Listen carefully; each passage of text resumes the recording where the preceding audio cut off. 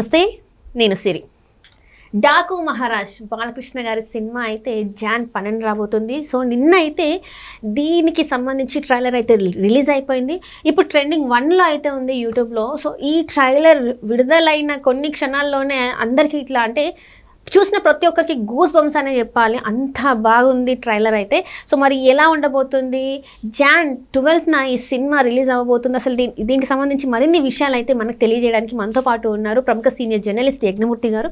నమస్కారం సార్. నమస్తే సార్. డాకు మహారాజ్ టీజర్కి చూసాం, సాంగ్కి చూసాం, అండ్ ఇప్పుడు మొత్తానికి అయితే ట్రైలర్ అయితే వచ్చేసింది, అండ్ ఇప్పుడు అది ట్రెండింగ్ 1లో ఉంది.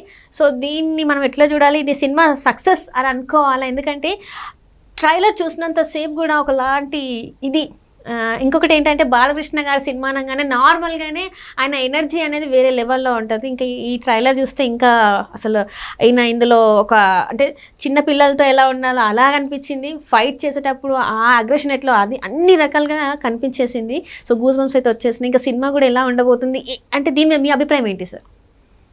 మనం రీసెంట్గా చూసాం, థర్డ్ సింగిల్ వచ్చినప్పుడు చాలా విమర్శలు చెలరేగాయి, చాలా బ్యాక్లాష్ వచ్చింది ఆ పాట మీద. ఆ పాట చిత్రీకరించిన తీరు, దబిడి దిబిడి సాంగ్, కొరియోగ్రఫీ, ప్రధానంగా కొరియోగ్రఫీ గురించి చాలా విమర్శలు వచ్చాయి. శేఖర్ విజయ్ చేసింది. సో ఊర్వశి రౌతలేతోటి బాలయ్య చేసినటువంటి ఆ స్టెప్స్ ఏవైతే ఉన్నాయో అవి అలా చేయించకుండా ఉండాల్సింది. శేఖర్ మాస్టర్లో ఉన్నటువంటి క్రియేటివిటీ ఇంత దిగజారిపోతూ ఉందా అనేటువంటి వ్యాఖ్యలు ఎక్కువగా వినిపించాయి. ఈవెన్ నాకు కూడా కొంచెం జుగుప్సాకరంగానే అనిపించింది ఆ పాట చిత్రీకరించిన విధానం. అంటే ఇప్పుడు చాలా మంది ఏమంటున్నారంటే సార్, అందులో ఏం తప్పు కనబడింది, ఇంతకు ముందు కూడా ఉన్న యాక్టర్స్ కూడా ఇంతకన్నా చాలా అదిగా చేశారు, చాలా పాటలు కావాలంటే తీసి కూడా చూపెడతాం, ఇందులో తప్పేముంది, ఇందులో ఈయననే ఇది ఫస్ట్ టైం కాదు కదా చేసింది, బాలకృష్ణ గారు ఒకరే కాదు, దీనికన్నా ముందు ఉన్న సినిమా వాళ్ళు కూడా అంటే ఎవరైతే పెద్ద యాక్టర్స్ ఉన్నారో వాళ్ళు కూడా చేశారు, అందులో కావాలనే పాయింట్అవుట్ చేస్తున్నారు, కావాలని ఆ సినిమాకి నెగిటివిటీ తీసుకురావడానికి దీన్ని ఎత్తుకున్నారని చెప్పేసి మాట్లాడుతున్నారు. అవును, అంటే ఒకళ్ళు తప్పు చేశారు కాబట్టి మనం కూడా అదే తప్పు చేద్దామా? ఒకళ్ళు హత్య చేశారని చెప్పి మనం కూడా చేసేచ్చా జరుగుతున్నాయి అని చెప్పి? ఒక తప్పు జరిగినప్పుడు అలాంటి తప్పులు జరగకుండా చూసుకోవాల్సిన బాధ్యతాయుతమైనటువంటి వ్యక్తుల మీద ఉంటుంది. గతంలో చిరంజీవి గారు కూడా చేశారు అలాంటివి. అప్పుడు కూడా చాలా విమర్శలు వచ్చినాయి. ఇంత సోషల్ మీడియా యుగం కానప్పుడు కూడా అల్లుడా మజాకాలో ఆయన చేసినటువంటి డ్యాన్సులు కానివ్వండి, అందులో లక్ష్మి గారు అత్తయ్య పాత్ర చేశారు.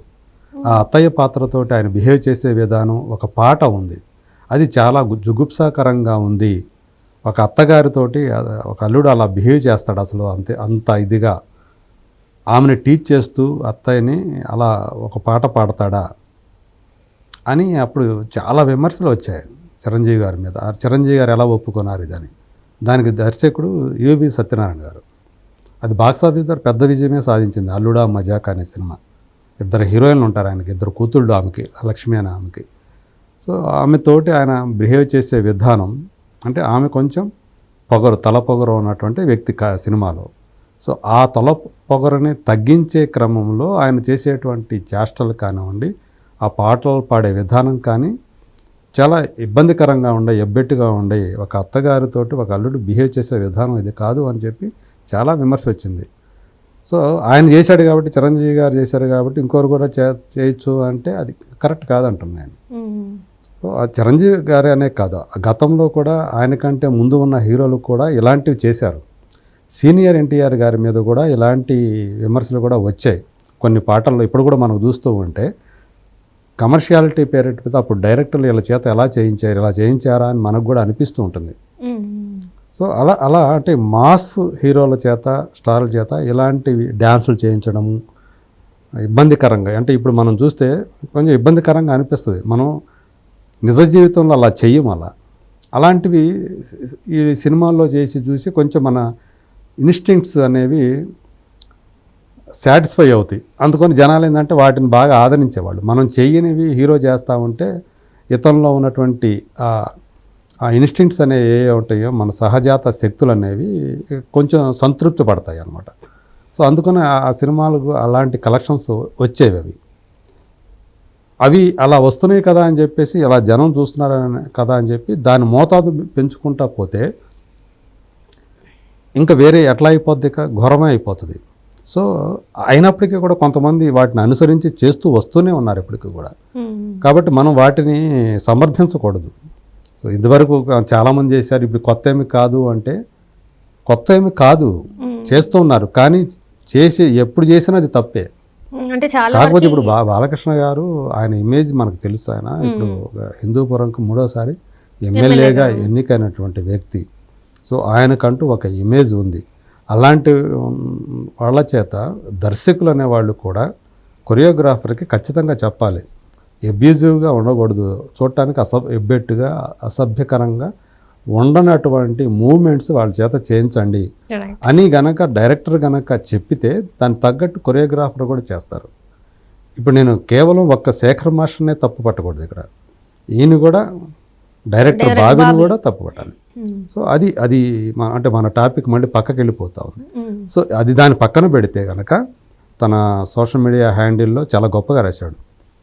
సో అంటే ఒక లైఫ్ టైం ఎక్స్పీరియన్స్ ఇచ్చేటువంటి రికార్డింగ్ ఇచ్చాడు అని చెప్పి, బ్యాక్గ్రౌండ్ స్కోర్ ఇచ్చాడు తమన్ అని చెప్పి చాలా గొప్పగా పొగిడాడు. అదే కనిపించింది ఈ ట్రైలర్ కట్లో కూడా. చాలా ఇంటెన్సిటీ తోటి ఈ సినిమా వచ్చింది అనేది. సో డాకు క్యారెక్టర్ అంటే బయట వాళ్ళకి డాకు అయితే నాకు మహారాజు అని ఆమె అంటం కూడా, హీరోయిన్ అంటం కూడా మనకు కనిపిస్తుంది. అంటే ఈయన 2 వేరియేషన్స్ ఉన్న క్యారెక్టర్ చేశాడా లేకపోతే డ్యూయల్ రోల్ చేశాడా అనేది కూడా కొంచెం కనిపిస్తుంది. అంటే మనకు స్పష్టంగా కనిపించదు ఇది డ్యూయల్ రోల్ చేశాడా లేదా, ఒక డౌట్ లాగా అనిపించింది. గవర్నమెంట్ ఎంప్లాయీ లాగా అనిపిస్తుంది క్యారెక్టర్. అంటే ఒక డాకు క్యారెక్టర్, అలాగే ఒక పాపకి అంటే చాలామందికి ప్రభుత్వాధికారులకి సింహస్వప్నం లాంటి ఒక డాకు, అలాగే ఒక చిన్న పాపకు సంబంధించినటువంటి ఒక సంరక్షకుడు, గార్డియన్ అంటాం. అతను నానాజీ, పాప అడుగుతుంది నానాజీ నీకు నువ్వు జీ అని పెట్టుకుంటే నేను చెప్పేసి పలకాల నేను జీ అని చెప్పి పాప అంటాం. అది అట్లాంటి ఒక క్యూట్ ఆ సీన్స్ కూడా ఉండే, డైలాగ్స్ కూడా ఉన్నాయి. మొత్తంగా చూసుకుంటే ఫస్ట్ నుంచి చివరి దాకా ట్రైలర్ చూసుకుంటే యాక్షన్ ఎంత ఇంటెన్స్ యాక్షన్ ఉందో అలాగే ఒక ఎమోషన్ ఉంది, ఒక చక్కని సెంటిమెంట్ ఉంది అని కూడా మనకు అర్థమవుతా ఉంది. సో ఎప్పుడు కూడా మనం ఈ మధ్య అంటే కొన్ని సంవత్సరాలుగా బాలయ్య బాబుని మనం చూడనటువంటి ఒక కొత్త రూపంలో, ఒక కొత్త కోణంలో ఈ సినిమాలో మనకు కనిపించబోతున్నాడు అనే ఒక నమ్మకాన్ని ఈ ట్రైలర్ కలిగించిందని చెప్పాలి. హీరోయిన్స్ కూడా ఇందులో ప్రజ్ఞా జైస్వాల్ ఉంది, అలాగే అమ్మాయి శ్రద్ధ శ్రీనాథ్ కనిపించింది. అమ్మాయి హీరోయినా కాదా తెలియదు మనకి.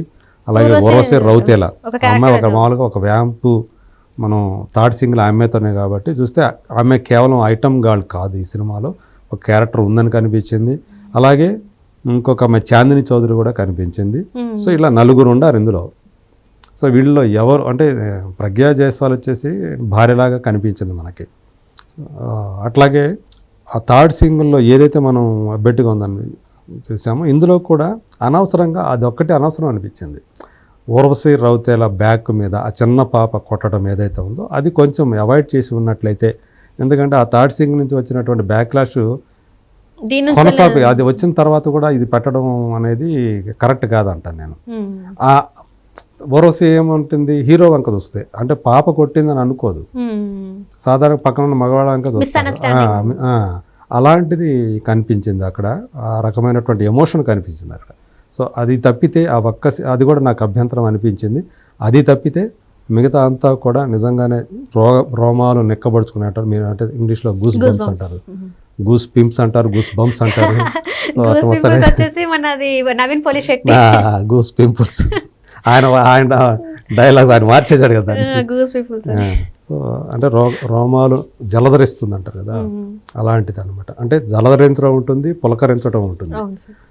సో గూస్ పింపుల్స్ అంటే పులకరించడం అని ఆయన ఉద్దేశం. అట్లా ఇక్కడ అలా రోమాలు నెక్కబడుచుకునేటువంటి ఒక ఇంటెన్సిటీ మొత్తం కనిపిస్తుంది. బాబీ డియోల్ ఇందులో విలను ఎంత ఇదిగా కనిపించారు సార్. మళ్ళీ అసలు అనిమల్ తర్వాత మళ్ళీ అది ఇంకా ఆయనలో అట్లనే ఉండిపోయిందేమో అనిపిస్తుంది. లాస్ట్ సీన్ లో కూడా ఇక్కడ ఉండాల్సింది నువ్వు కాదు నేను అనేది దాంట్లో కూడా అది ఏదైతే ఉందో అది చాలా బాగా అనిపించింది అసలు. అవును.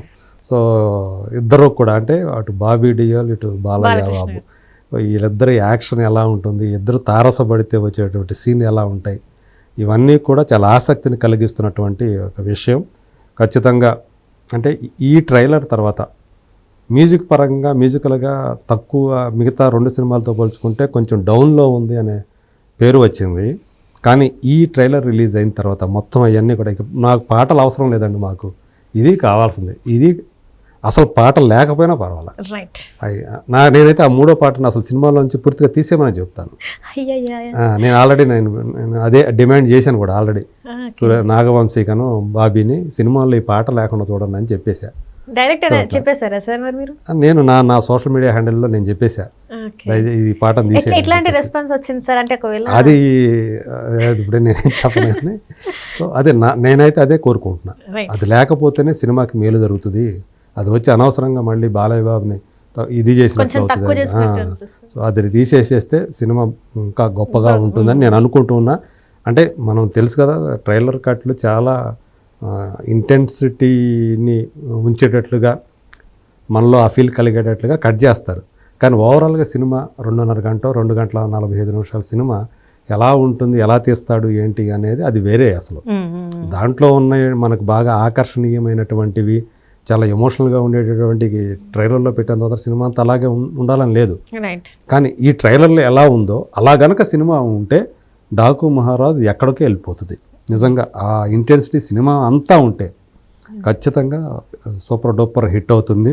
మిగతా 2 సినిమాలు దీంతో పాటు వస్తున్నట్టు మిగతా సినిమాలకి ఖచ్చితంగా పెద్ద పోటీదారుగా నిలుస్తుందని మనం చెప్పవచ్చు. సో ఆ పరంగా చూసుకుంటే ఇది సక్సెస్ అయిపోయింది ట్రైలర్ అనేది. అందుగురించి మనం చూసాం, మనం ఇప్పుడు మాట్లాడుకునే టైంకి more than 10 million వ్యూస్ వచ్చాయి. నాకు తెలిసి ఇవన్నీ కూడా వీటిలో ఎక్కువ శాతం ఆర్గానిక్ వ్యూస్ అని అనుకుంటున్నా. సో బాలయ్య బాబుని మళ్ళీ ఖచ్చితంగా ఆయన అభిమానులు ఎలా కోరుకుంటారో అలా అంతకు మించి ఆయన తెర మీద విజృంభిస్తూ కనిపిస్తాడని చెప్పేసి ఎక్స్పెక్ట్ చేద్దాం. Right. Thank you so much sir. Thank you.